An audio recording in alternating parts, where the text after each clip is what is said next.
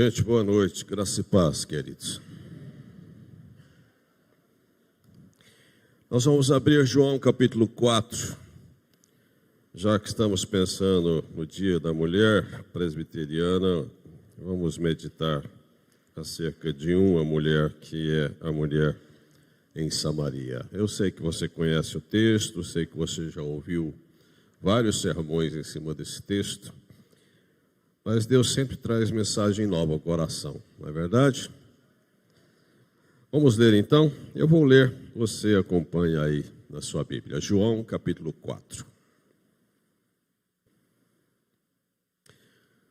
Quando, pois, o Senhor veio a saber que os fariseus tinham ouvido dizer que ele, Jesus, fazia e batizava mais discípulos que João, se bem que Jesus mesmo não batizava, e sim seus discípulos, deixou a Judeia, retirando-se outra vez para a Galiléia.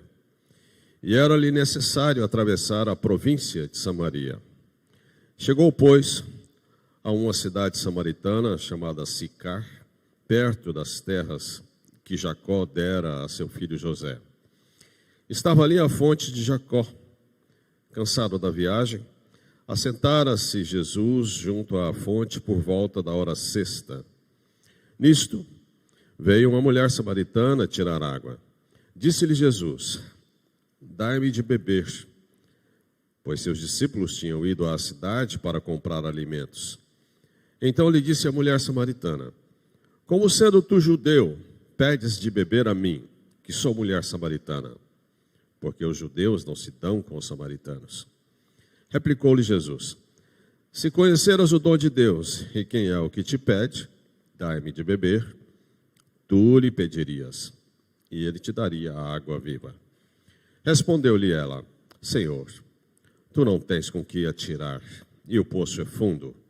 Onde, pois, tens a água viva? És tu, porventura, maior do que Jacó, o nosso pai, que nos deu o poço do qual ele mesmo bebeu, e bem assim seus filhos e seu gado? Afirmou-lhe Jesus: quem beber desta água tornará a ter sede. Aquele, porém, que beber da água que eu lhe der, nunca mais terá sede. Pelo contrário, a água que eu lhe der será nele uma fonte a jorrar para a vida eterna. Disse-lhe a mulher: Senhor, dai-me dessa água, para que eu não mais tenha sede, nem precise vir aqui buscá-la. Disse-lhe Jesus: vai, chama teu marido e vem cá. Ao que lhe respondeu a mulher: não tenho marido. Replicou-lhe Jesus: bem disseste, não tenho marido, porque cinco maridos já tiveste, e esse que agora tens não é teu marido. E isto disseste com verdade. Senhor, disse-lhe a mulher, vejo que tu és profeta. Nossos pais adoravam neste monte. Vós, entretanto, dizeis que em Jerusalém é o lugar onde se deve adorar. Disse-lhe Jesus: mulher, podes crer-me, que a hora vem, quando nem neste monte, nem em Jerusalém adorareis o Pai. Vós adorais o que não conheceis, nós adoramos o que conhecemos, porque a salvação vem dos judeus. Mas vem a hora, e já chegou, em que os verdadeiros adoradores adorarão o Pai, em espírito e em verdade, porque são estes que o Pai procura para seus adoradores. Deus é espírito, e importa que seus adoradores o adorem em espírito e em verdade. Eu sei, respondeu a mulher, que há de vir o Messias, chamado Cristo. Quando ele vier, nos anunciará todas as coisas. Disse-lhe Jesus: eu sou, eu que falo contigo. Neste ponto chegaram seus discípulos e se admiraram de que estivesse falando com uma mulher. Todavia nenhum lhe disse: que perguntas? Ou por que falas com ela? Quanto à mulher, deixou o seu cântaro, foi à cidade e disse àqueles homens: vinde comigo e vede um homem que me disse tudo quanto tenho feito. Será este, porventura, o Cristo? Saíram, pois, da cidade e vieram ter com ele. Amém.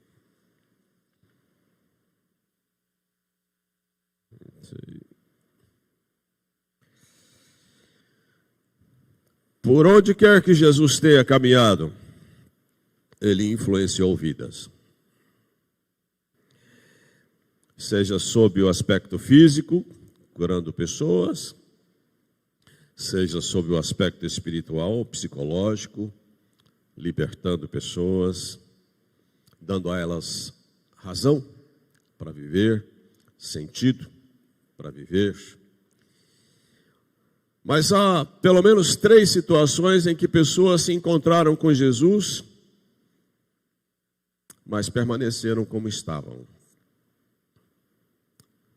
Cidade de Nazaré teve a oportunidade de usufruir da presença de Jesus, mas não creram nele. Cidade de Gadara, onde apesar da libertação daquele homem que vivia no sepulcro, também não creram nele, pediram para que ele saísse de lá. O jovem rico, que apesar de externar sua necessidade espiritual, no entanto,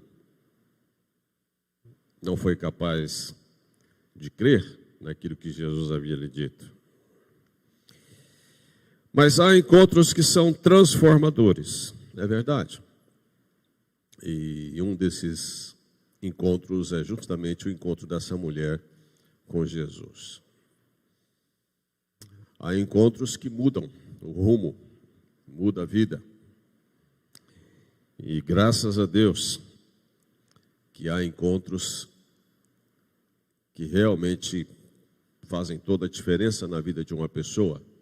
E com toda certeza, o mais importante de todos os encontros é o encontro que uma pessoa tem com o Senhor Jesus. O texto nos fala que Jesus, enfrentando dura oposição das autoridades judaicas, encabeçada pelos fariseus, ele resolveu partir da Galileia e ir para o outro lado.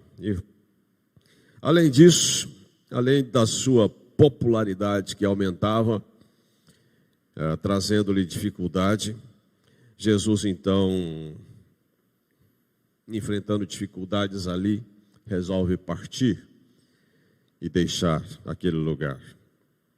Para Jesus alcançar a Galileia, era-lhe necessário atravessar Samaria.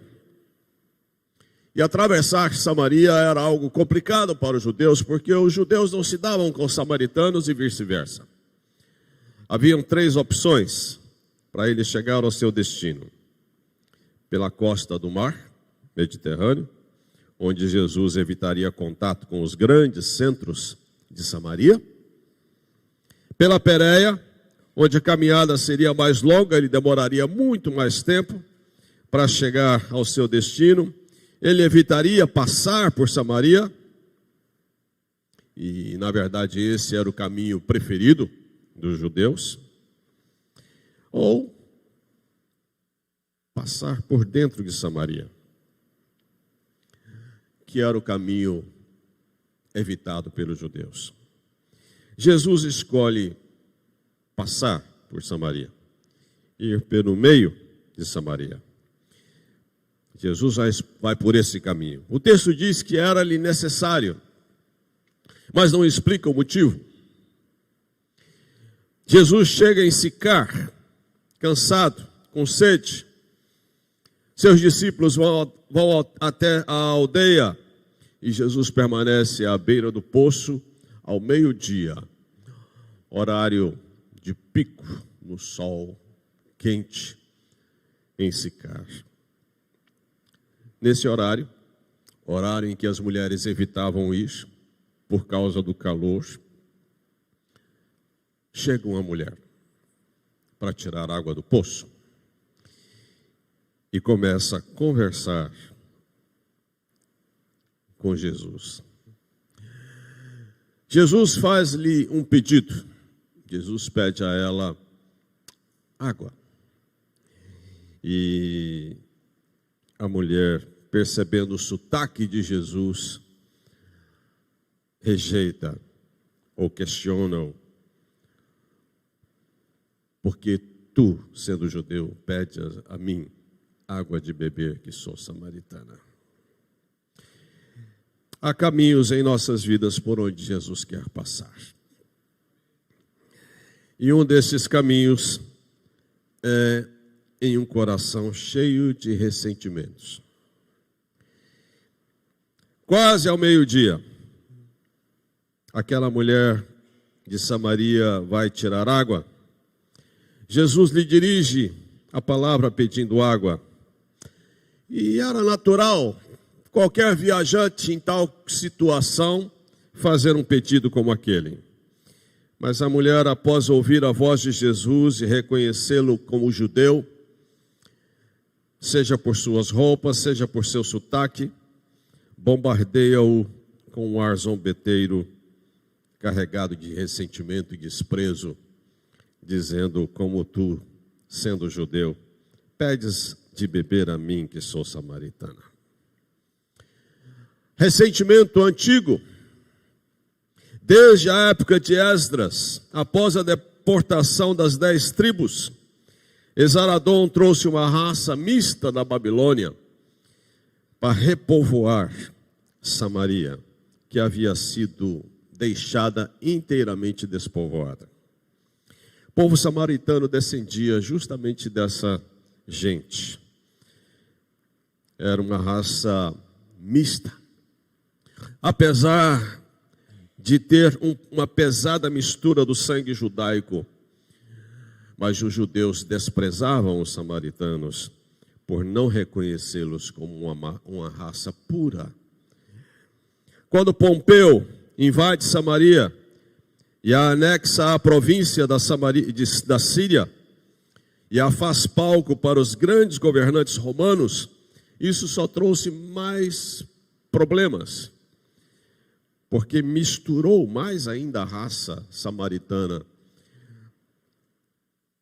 seja fisicamente, seja pela cultura ou pela religião de outros.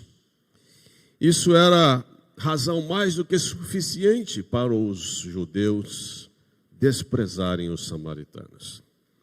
Isso criou um ódio de ambos os lados. E é assim que nós encontramos essa mulher, ressentida, crítica, amarga. Jesus quer passar por esse coração, ressentido, amargurado. Há tantos motivos para mulheres e homens estarem ressentidos hoje. Uma vez, falando sobre perdão na igreja, havia um marido de uma irmã da igreja, ele não é crente, e ele, após ouvir a mensagem, ele me disse: eu acho estranho vocês, crentes, falarem tanto sobre perdão. E eu disse: eu não acho estranho, porque a igreja é um lugar onde as pessoas feridas geralmente procuram espaço. É para um lugar como esse que pessoas às vezes se deslocam machucados por problemas em casa, por problemas pessoais, por problemas na sua história de toda sorte. E elas vêm, se assentam, e muitas delas encontram cura, encontram libertação, são tratadas, acolhidas, abraçadas. Eu não acho estranho. Na verdade, há muitas pessoas machucadas entre nós. E algumas carregam dentro de si feridas antigas. Me lembro de uma menina que certa vez chorava muito no culto e me chamou a atenção. E eu fui questioná-la: o que está acontecendo? Por que você chorou compulsivamente durante todo o culto? E ela disse: pastor, a mensagem dessa noite mexeu num ponto muito sensível da minha vida. Eu fui abusada por anos pelo meu pai. E eu carrego isso comigo há muitos anos. Há muita gente ferida entre nós. E essa questão de ressentimento é uma questão que se repete. Nós somos sensíveis. Palavras machucam, gestos machucam, olhares machucam. Nós somos sensíveis e alguns parecem serem mais sensíveis. Às vezes se machucam até sem sabermos os motivos.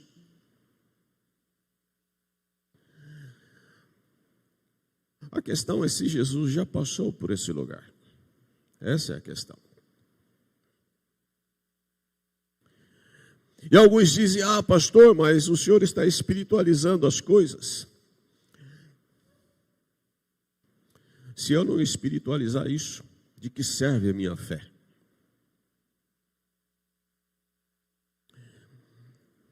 Eu preciso crer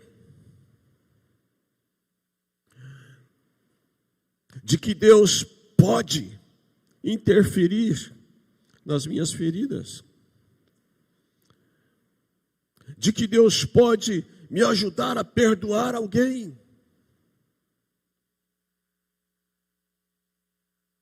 Há 2 semanas atrás, conversando com uma esposa de uma pessoa que está congregando conosco,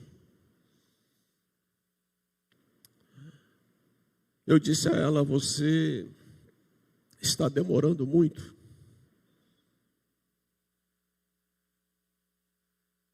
Você está demorando muito a tomar decisões na sua vida. O que você está esperando? Que Deus desça do céu para falar com você, que Deus te envie um anjo para falar com você. Você está vendo a sua família desmoronando, você está vendo o seu marido entristecido. Você está com problemas.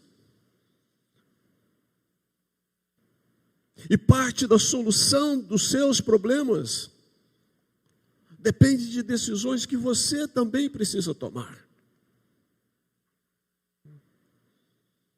Eu disse a ela, você precisa perdoar teu marido.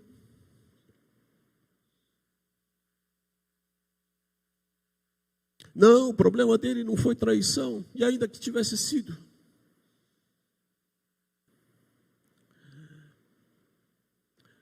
Você precisa perdoar teu marido.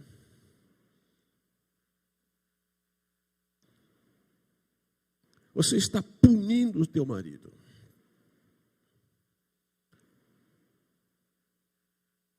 E você está sofrendo. Tanto quanto ele está sofrendo. Seus filhos estão sofrendo.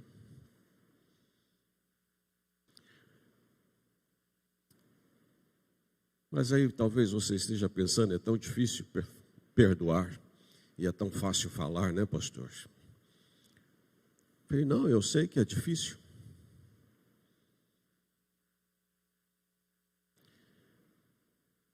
Mas se você acredita em Deus, se você confessa Jesus, pelo menos você tem capacidade de chegar para Ele e dizer, Senhor, eu não consigo lidar com isto. É mais forte do que eu.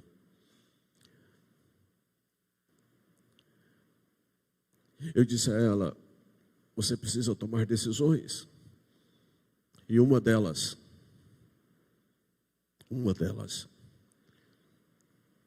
você precisa confessar seu pecado de amargura. Você precisa se achegar a Deus e resolver o seu problema com Deus primeiro. Seu primeiro problema é com Deus.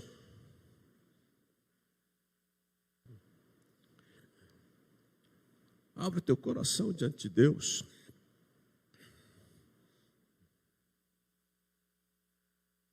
Eu já odiei alguém. Eu já odiei meu irmão. E quando eu conheci o Evangelho, a primeira coisa que Deus falou ao meu coração foi: você precisa resolver isso.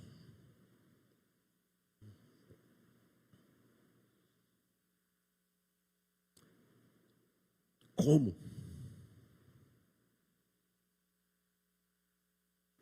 Eu confessei meu pecado de amargura diante de Deus contra meu irmão.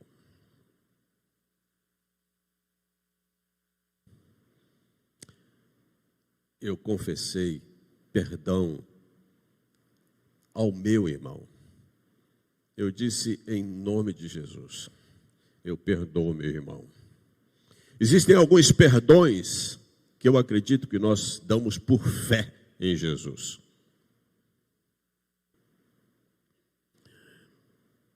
Eu não via meu irmão naquela época há 2 anos.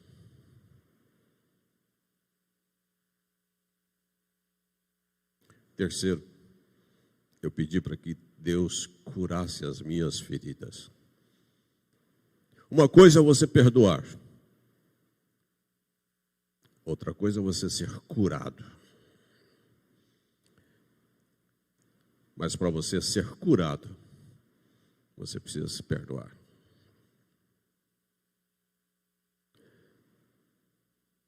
E quarto, eu pedi uma oportunidade para que um dia eu pudesse dizer isso ao meu irmão.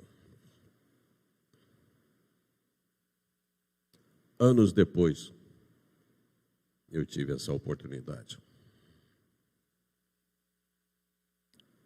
E frente a frente com ele, olho a olho, eu disse a ele: mano,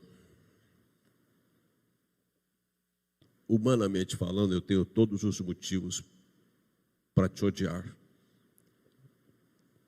para nunca querer olhar você. Mas se hoje eu tenho condições de estar olho a olho contigo, na sua frente, é só porque Deus fez uma obra muito grande aqui dentro. E eu vim aqui hoje na tua casa por 2 motivos. Primeiro, para te pedir perdão. Segundo, para dizer que você está perdoado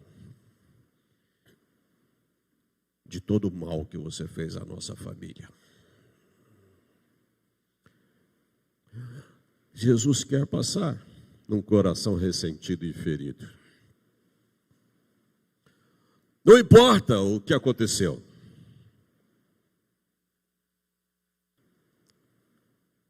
Importa se você vai dar ouvidos ao que Jesus quer fazer. Quanto tempo você vai guardar isso?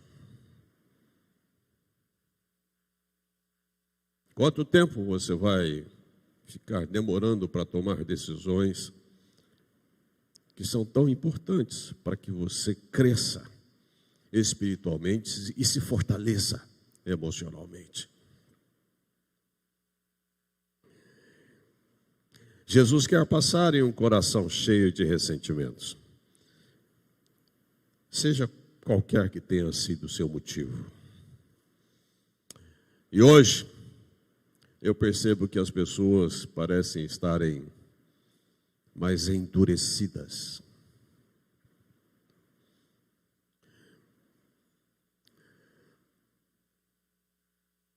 Um dia eu perguntei na igreja: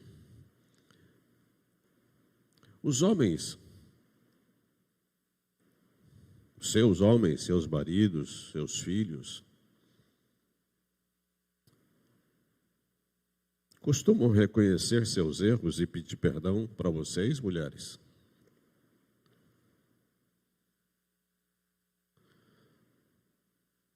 A impressão que eu tenho é que as pessoas parecem que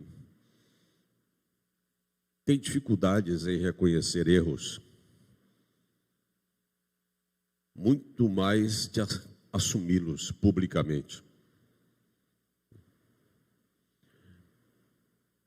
As mulheres, as suas mulheres, reconhecem seus erros, pedem perdão a você quando erram.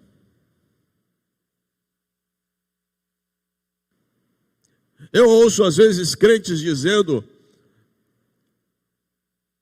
que é errado pedir desculpa.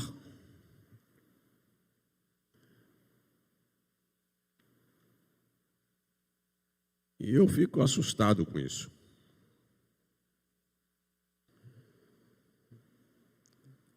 Jesus quer passar em um coração cheio de ressentimentos.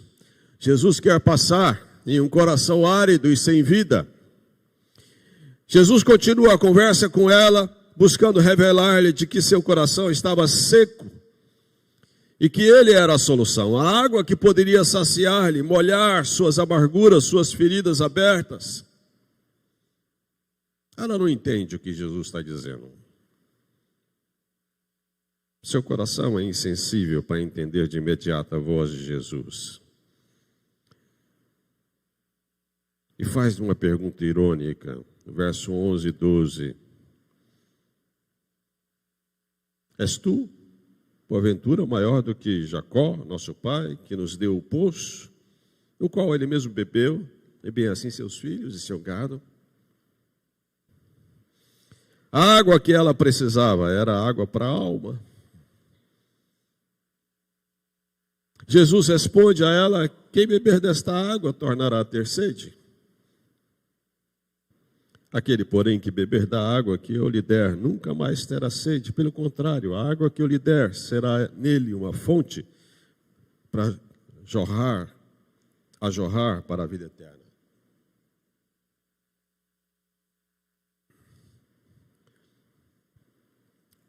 A isto ela responde com sinceridade o desejo de partilhar dessa água. Jesus, vendo que ela agora reconhece prontamente a sua carência interior, ele então traz à tona os podres de sua vida. Verso 15 ao 18. O que Jesus está fazendo nessa conversa com aquela mulher? É uma cirurgia. Como um médico, ele vai abrindo e alcança o tumor e arranca dali. Traz para fora seus pecados. A vida em que ela estava vivendo. Coração árido, pecaminoso.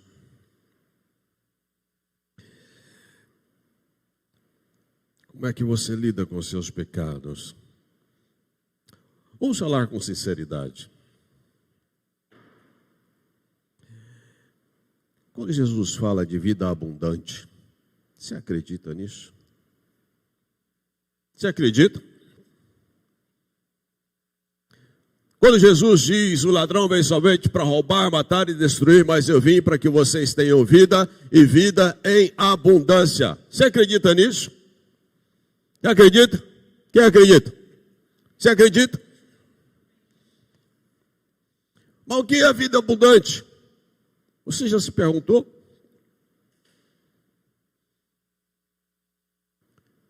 Vida abundante é ter suas necessidades satisfeitas, seus desejos satisfeitos. Vida abundante é ficar rindo para todo mundo o tempo todo. Vida abundante é aquilo que a gente vê no Instagram. A gente olha certas postagens e dá a impressão de que a vida daquela pessoa é maravilhosa.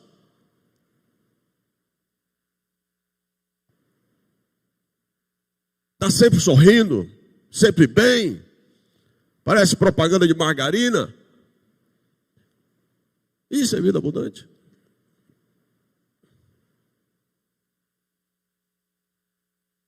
O que é a vida abundante? É isso que você tem? Sua vida é abundante? Vida abundante também tem tristeza? Você tem tristeza? Vida plena com Deus? Perguntaram para o pastor Hernandes Dias Lopes, uma jornalista: o senhor acredita em tudo que o senhor prega? Ele disse: acredito. O senhor acredita mesmo? Acredito. E fez essa pergunta a ele, que eu fiz a vocês: o senhor acredita em vida abundante, aquela vida abundante que Jesus diz lá no nos evangelhos? Eu acredito. Então, por que os cristãos brigam tanto? Por que os cristãos se dão tão mal entre eles? E a pergunta dela é interessante.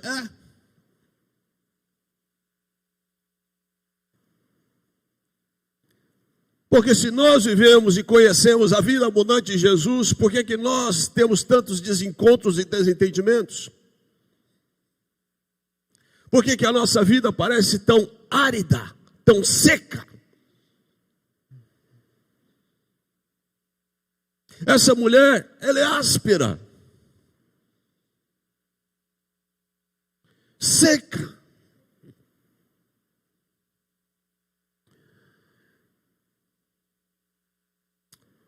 O que nos faz secos são nossos pecados.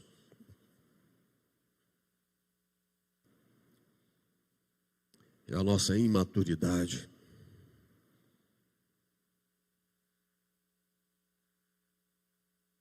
É isso que nos faz secos.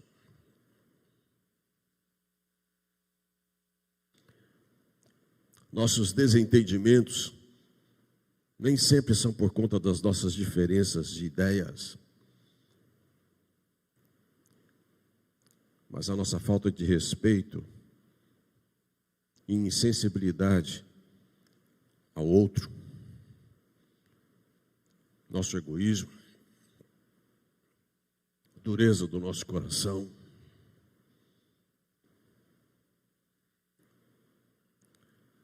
Às vezes não reconhecemos nossos erros justamente para não dar o braço a torcer, para sermos senhores daquilo que acreditamos e queremos impor. Eu e você precisamos sermos firmes, é verdade?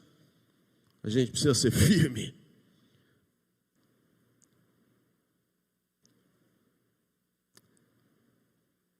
Mas sem perder a doçura, né?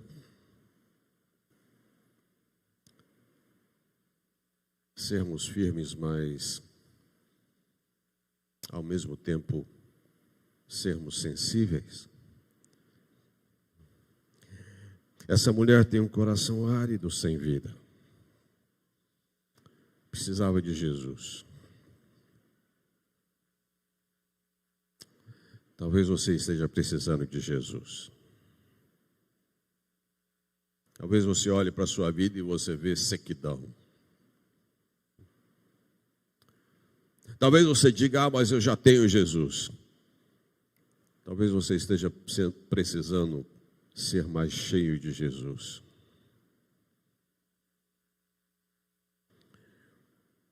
Você é dura demais. Você é duro demais.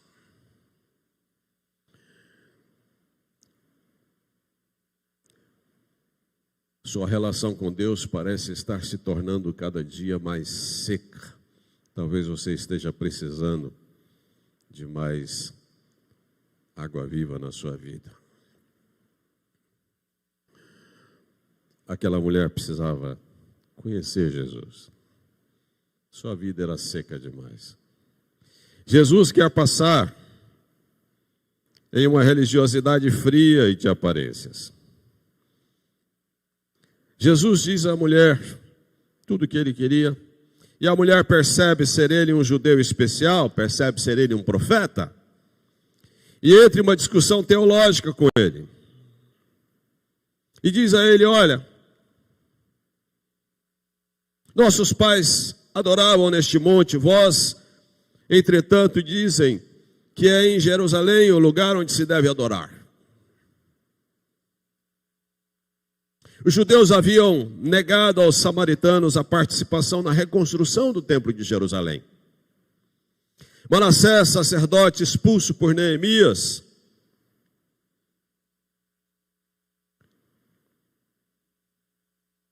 vai a Samaria e constrói lá um templo rival no Monte Gerizim. Tinham todo o aparato religioso. mas estavam distante de um Deus pessoal. Aquela mulher sabia, ela queria, ela acreditava em Deus.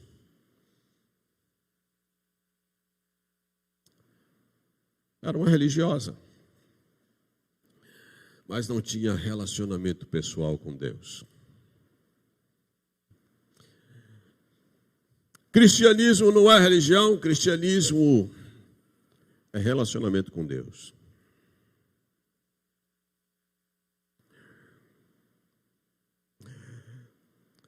Alguém perguntou a um pastor qual é o símbolo que melhor representaria a fé cristã.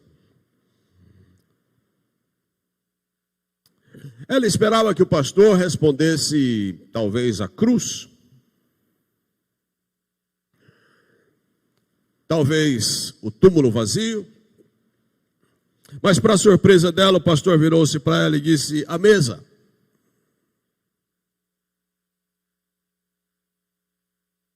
E ela surpreendeu-se e perguntou, como a mesa?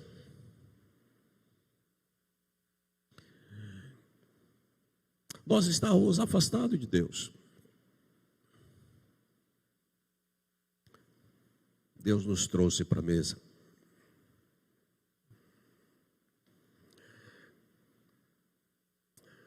Deus nos aproximou dele para um relacionamento pessoal.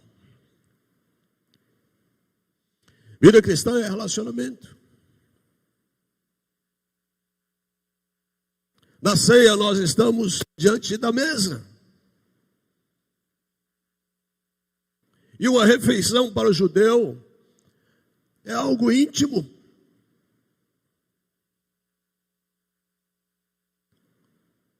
Judeu não almoça, não janta com o inimigo.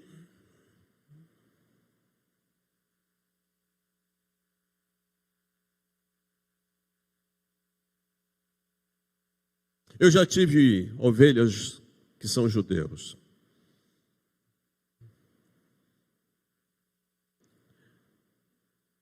Tem que ser íntimo para sentar com eles à mesa.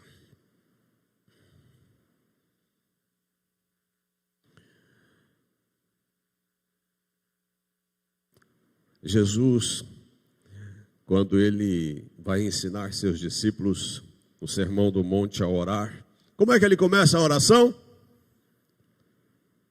Como é que é a oração do Pai Nosso? Começa, Pai.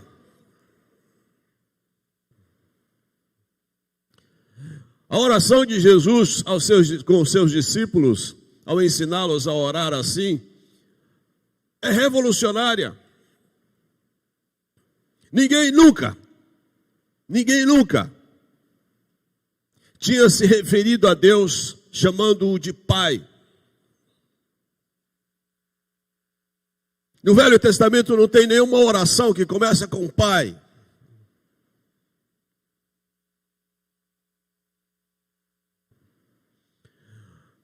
Jesus ensina seus discípulos a chamarem Deus de Pai.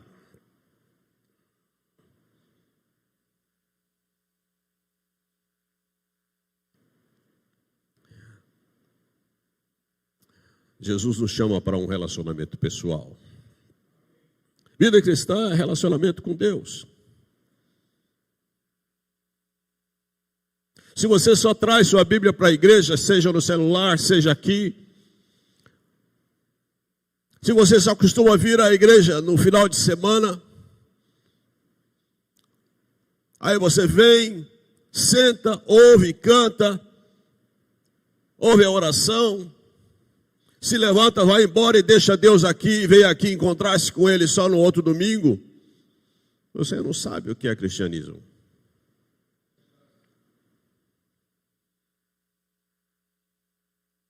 Se você não fala com Deus em casa, você não sabe o que é cristianismo. Vida cristã é relacionamento.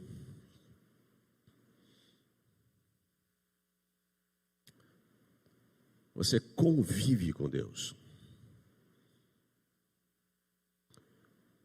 O crente não sai da presença de Deus. O crente vive na presença de Deus. Na rua, no carro, o crente vive na presença de Deus. Porque Deus é espírito. Deus é um ser espiritual.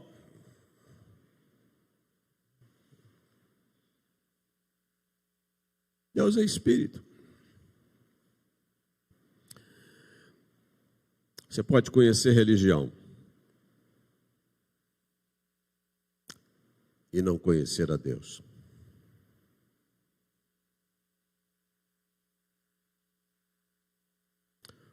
Um pastor conversava com um homem que havia lido vários livros sagrados de outras religiões. E o pastor, conversando com esse homem, perguntou a ele: você também leu a Bíblia? E ele disse: sim, eu li a Bíblia. E o pastor perguntou a ele: o que foi que mais te impactou na leitura da Bíblia? E o pastor esperava talvez que o homem dissesse o nascimento virginal de Jesus. Jesus nasceu sem uma relação física de seus pais. Ou talvez a ressurreição de Jesus.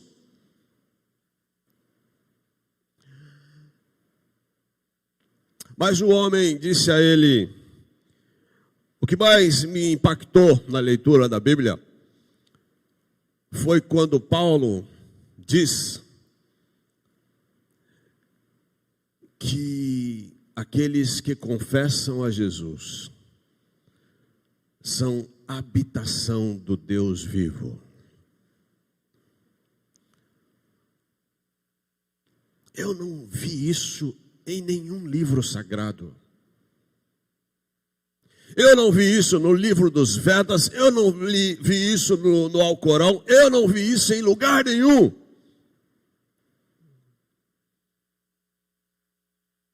Que o Deus vivo habita o corpo daquele que adora a esse Deus.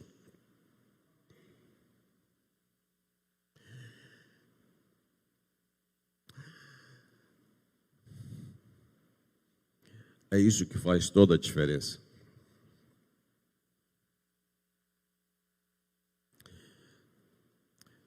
Vida cristã é uma experiência espiritual.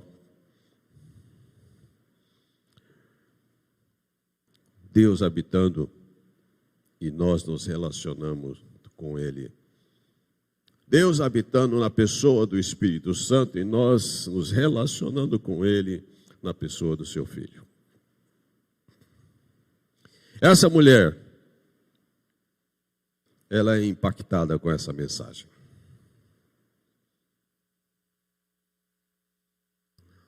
A conversa é interrompida, os discípulos chegam e a mulher vai para Samaria e anuncia àqueles, dizendo: vinde comigo e vede um homem que me disse tudo quanto tenho feito. Será este porventura o Cristo? Saíram, pois, da cidade e vieram ter com ele. Eu quero te dizer umas coisas. Uma, Deus quer passar no coração ressentido. E se o seu coração está ressentido, você precisa tomar decisões. Você precisa acertar isso com Deus. Talvez seus motivos sejam políticos, muita gente se machucou. Talvez seus motivos sejam familiares, talvez seus motivos sejam financeiros. Você precisa acertar isso com Deus. Talvez seu coração esteja árido. Árido porque você ainda não conhece a Jesus como seu Senhor, como seu Salvador. Árido porque você está acumulando pecados na sua vida e a sua vida cristã está ficando cada vez mais seca. Jesus quer passar no coração religioso, frio e de aparências. Jesus quer mudar isso. Talvez você esteja precisando fazer acertos com Deus. Todos nós, em algum momento, precisamos fazer acertos com Deus. E talvez seja essa a hora de você fazer o seu. Vamos orar, queridos. Feche os olhos.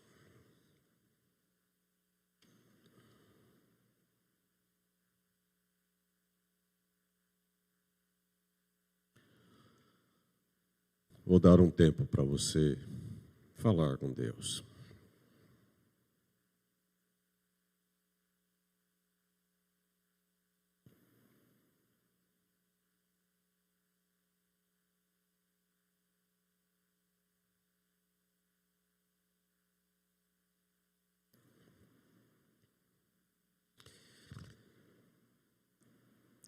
Pai, o salmista certa vez orou dizendo: sonda-me, ó Deus, e conhece meu coração.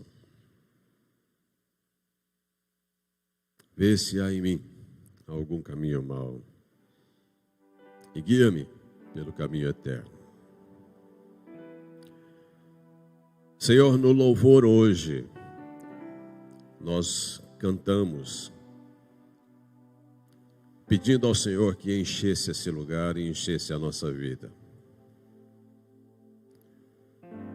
Para isso acontecer, nós precisamos nos esvaziar na Tua presença. Pai, desperta os nossos corações, Senhor. Dá-nos a sensibilidade à ação do Teu Espírito. E promova um quebrantamento sincero nos nossos corações. Leva-nos à confissão, a abrir nosso coração na Tua presença, a romper a nossa dureza em alguma área da nossa vida. Pai, o Senhor tem tido misericórdia de nós, e nós reconhecemos isto. Nós acreditamos, cremos no amor do Senhor por nós. Cremos que o Senhor tem o melhor para nós. Mas às vezes somos arrogantes, às vezes percorremos caminhos que não são os Teus.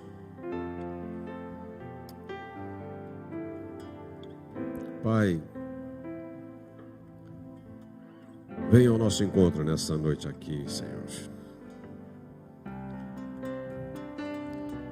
E não permita que a gente saia daqui do mesmo jeito.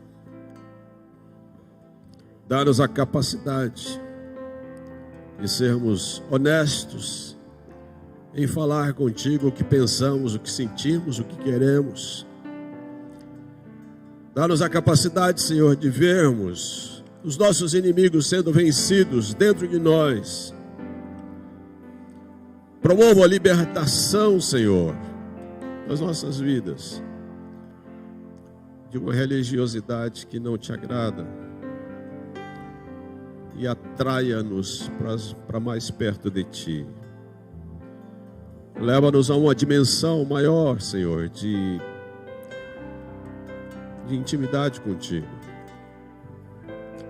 Abençoa a minha vida, abençoe a vida dos meus irmãos. Ajuda-nos a sermos melhores.